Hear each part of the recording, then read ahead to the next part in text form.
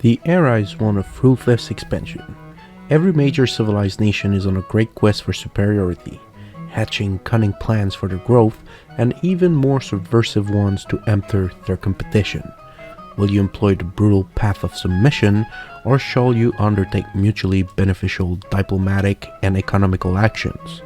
The choice is in the absolute powers that accompany your title of great leader of a superior nation. Or something along these lines will be a great synopsis for Imperialism 2, a computer strategy game released in 1999. It is the sequel of the 1997 game aptly named Imperialism, but unlike it, it is set in the 16th century and not during the industrial period. As such, it offers a great new perspective to imperialism. You will take the reins of a European nation and set yourself to expand and conquer a large portion of the old world. There is a choice of either a prototypical start featuring a landmass resembling vaguely Europe, or generate a random world from an inputted seed, or from an included list that offers good, balanced starts for multiplayer games. In either case, the new world is always random. As you select your initial country, you will be provided a summary list of resources available in your starting land. These are critical to exploit as much as possible, as it will be the backbone of your early economy for a long time.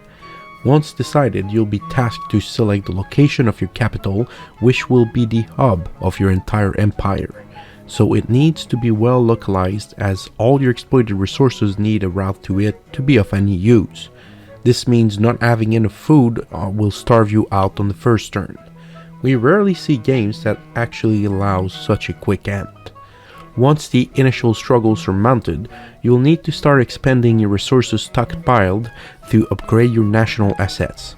Begin by creating a civilian force to speed up the process, and create an army of military units to defend your territories. And a naval force will be required to protect and expand your trading capabilities. But first, let's talk about the resources. You are required to offer a variety of food with grains and meat. Grains are only available in your own continent, just like cattle, but fishes, which count as meat, come from any water or river tiles near your capital or ports.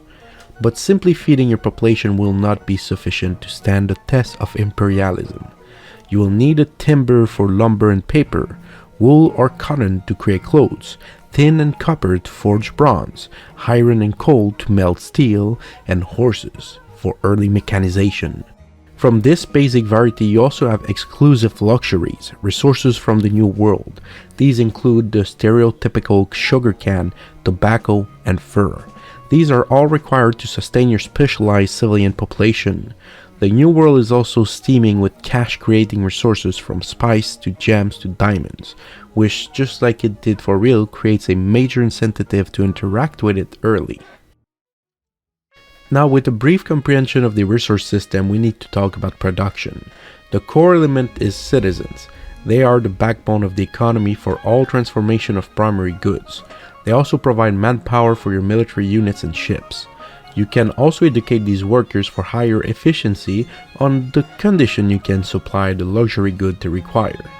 These two elements are summarizing pretty well the economy. In short, you'll need to utilize everything in your hands to conquer your needed living space. This is where the most changed component compared to the first title resides. Whereas previously the entire world was known and civilized, in this game half of the map is covered in a shroud disguise that needs to be explored by your navy. Once the new continent is discovered, you can set up beachhead to start your invasion. If you are still watching this after playing, you might just be like me and stuck on how to actually perform a naval landing. While it is not clear from the digital manual or the tutorial instructions, it is actually pretty easy to do. You just need to set a beachhead with your fleet, then wait a turn, and move your troops from your capital or port to the landing site. Et voila! Next turn, your troops will launch an attack against the opposing force in the destination. But before talking about the intricacy of the combat system, we have to discuss of your army.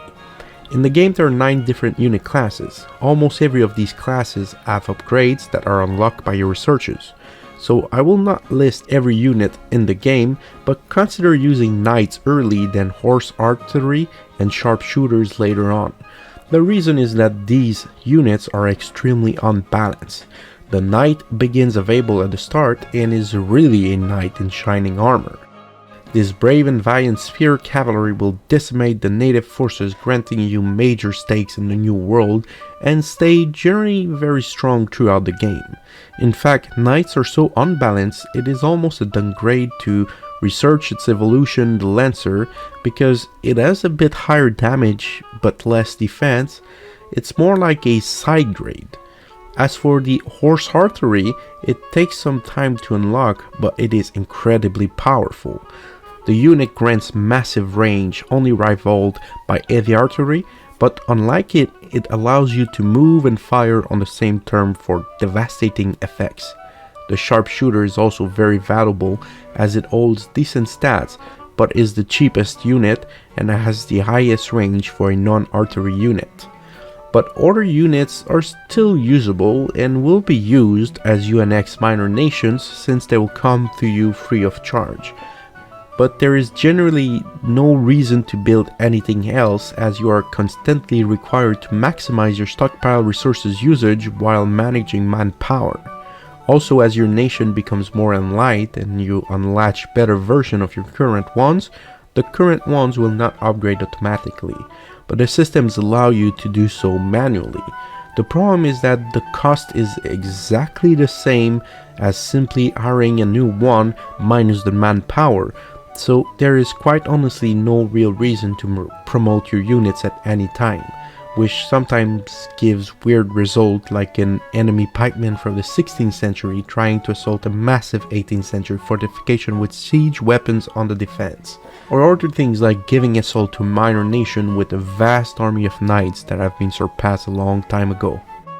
So now might be time to actually talk about the combat system. We have a system similar to the first title, which is also similar to Heroes of Might and Magic and the Eudor system. You and your opponent are able to play all units on your turn. Each unit has specific stats that have effects during the combat. Movement allows units to cover a larger portion of the tactical map. Attack and defense are pretty self-explanatory, and range gives the distance you can shoot at. To be slightly more critical of this system, I have to tackle the glaring problems. First, as mentioned previously, there are only a few units worth your investment, but you still need to acquire a knowledge of other units to know what to expect during a battle.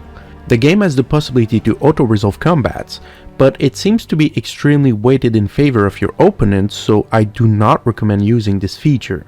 Which leads right into the next problem we have, and that is, as you progress into the late game and you are at war with pretty much every other nation on the planet, every turn there will be a dozen or so battles, and infuriatingly a large portion of them will be the enemy assaulting a fort with a single outdated unit. So the combat, while interesting at first when you are crushing massive native armies with only a handful of knights, become more of a chore of mindless clicking and fort sieging near the end of the campaign. This element has ended up being the leading cause of all my abandons saved. But to sustain these combats all over the world, we have to talk about diplomacy and trade. Diplomacy is a fairly simple concept in the game. There is a dedicated sub-menu that lets you take decisions like opening a consulate in a foreign country or simply declaring war to other civilized nations. Each country has a gauge that goes from red to green, representing the relationship between both countries. Taking hostile actions will lower them drastically, but opening consulates and giving grants while trading increase the relationship. As you become cordial with other nations that are not great powers, you'll be able to use merchant unit to purchase individual tiles in their country, granting you massive discount and first call on these own resource during trading. After acquiring a parcel of land, you still need to develop it and create a route to your capital or a friendly port for it to be available. So now might be time to actually talk about civilian units. As mentioned, we have the merchant, but there is also the explorer, allowing you to uncover hidden resource in mountain and marshes, as well as diamond in deserts, and just simply removing fog of war from the new world. The engineer task is to create a rural network to allow resources to join your capital ports, and they can also build ports and fortify the cities. Railmen allow you to replace existing roads into railway, increasing the total capacity of your infrastructure. Laborer, on the other hand, can develop and upgrade resources so you can actually exploit them better. Finally, spies are used to observe enemy nations and steal their technological advantage by reducing your own research time on whatever technology that enemy already knows. As for transportation of the resources, we have two methods, by land and by water. For the first, we only need a road connection and we have access to the resource, but for any good that is not located on your own continent, you have to use shipping. Your capacity depends on your navy. The more ships you have idle, the more you can transport. As for ships, we have a similar situation to land units. There are 4 classes of vessels: light and heavy, merchant and warships. All have their pros and cons, but it's not as critical to have only a precise type of unit that is busted compared to the rest. A balanced variety with a good amount of galleons is always good practice. The ships can be used to explore and create beachhead for invasion and fight other major navies, or raid their commercial shipping, but all naval combat is automatically resolved. But really, the most critical role of your navy will be the transportation of goods from the New World, so any idle vessels in your capital port will be available to transport any goods you have access to. The interface is well done and allows you to attribute cargo room for each goods. It is important though to keep some of your cargo room spare for trading. In the trading interface, you can set bids and offers on good to trade. All trading happen at each turn. There is a global market including all major, minor and uncivilized nations. During the end period of a turn, every bidding nation receives an offer from a seller according to the relationship between both countries. So if you are quite despised, you may have a hard time buying or selling commodities. As for a tip for trading, I recommend getting finished product early to save on primary goods and manpower from transformation. Buying directly clothes, paper or cast iron, while more expensive than getting primary resources, is well worth the price due to the economies on manpower required to manufacture them. Now let's proceed to the last segment of this review, the research. Research is critical as it allows your nation to traverse the epoch and stay competitive. The technology tree is deep and with branching paths and prerequisites, but it is possible to target a specific tech to know which prerequisite you have to find first to unlock it. The spy is also essential at higher difficulties as you start at a great disadvantage on known techs. The research techs, you have to attribute a budget per turn per tech, which will give you a total number of turns until discovery. Technologies that are critical will of course be the one that unlock better units and ships, but you also have other important ones like expanding your research capacity from 3 to 4 concurrent techs, and another technology granting you early industrialization in your cities, letting you create manufactured goods for every 4 basic resource of the same type available in its range. So as you assimilate all these concepts and put strategies in practice, which will be essential to perform well in Imperialism 2, you'll be able to enjoy splendid classical music and quite pleasing to the eye graphics, except for very low resolution that cannot be changed. But since the music is actually pretty pleasant, why not listen a few seconds to it?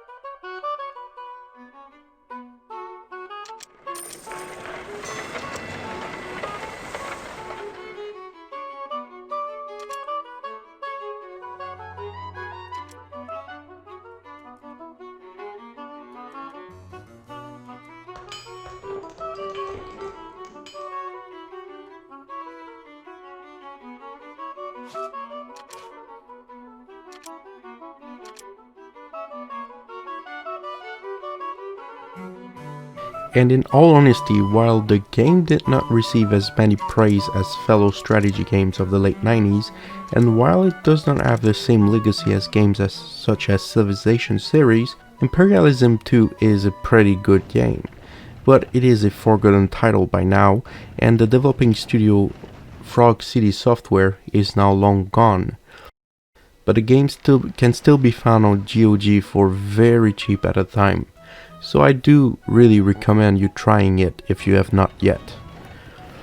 And this review almost fully complete my reviews of all titles released by Frog City Software. If you're interested, you can check out the one for Imperialism 1 and the one for Trade Empires, both excellent games. Thank you for watching my short review of Imperialism 2, and if you enjoyed the game, let me know in the comments and make sure to subscribe for more. See you next time.